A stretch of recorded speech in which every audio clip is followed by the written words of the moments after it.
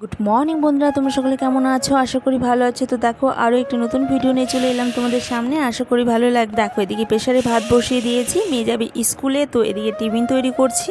তো সকাল সকাল প্রচুর কাজ থাকে, একেতে লাগে তাড়াহুড়ো, তার মধ্যে মেয়ে বায়না করে, উঠতে চায় না সকাল সকাল।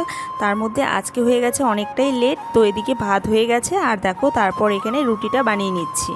তো মেয়েকে রুটি আর আলু ভাজাই দিব, কারণ মেয়ে না অন্য কিছু খেতেই চায় না। ওকে হয় এগরোল দিতে হবে ডিম দিয়ে, না হয়তো রুটি আলু ভাজা এটাই নেবে। এমনকি মিষ্টিটাও খেতে চায় না। নাহলে মিষ্টি লুচি, মানে নতুনত্ব কিছু দিতে ইচ্ছে হয় আমার। প্রত্যেকটা দিন একই টিফিন আমারও দিতে ইচ্ছে করে না।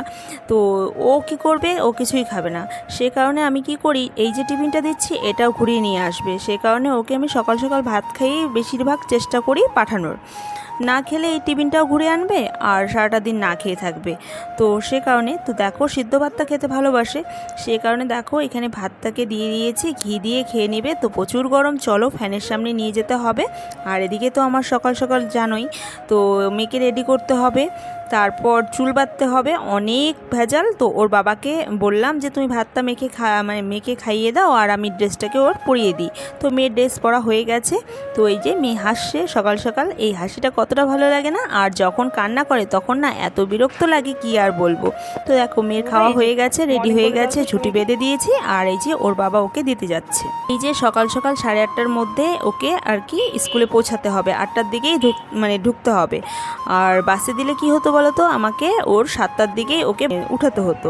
সে কারণে আর এমনিতে আমরা দিতে গেলে 7টার দিকে ঘুম থেকে উঠে, তো কতটা সুবিধা, সে কারণে আর বাসে দেওয়া হয়নি। আর পাশেই স্কুল, তাই ওর বাবাই দিতে যায়। আর এদিকে তো বাড়িতে মানে আজকে এমন একটা কাণ্ড ঘটেছে কি বলবো। তো চলো মেয়ে স্কুলে গেল, তো এদিকে আমি সমস্ত কাজ সেরে নিব, তারপর পুজো আছে, পুজো করব। তার মধ্যে জানো কি হয়েছে, রান্নাঘরে বেশি নষ্ট, তারপর আরও সমস্যায় পড়ে গেছি। চলো বলছি।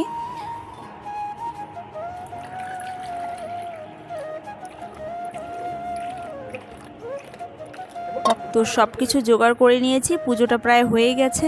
তারপর দেখো পুজো হয়ে গেছে, তো এখানে বসেছি, প্রচুর গরম লাগছে। আর এদিকে তো মাথায় টেনশন রয়েইছে, এখনও রান্না করিনি, রান্নাঘরে বেসিনে জল যাচ্ছে না। তারপর দেখো বাড়িতে মিস্ত্রি এসেছে।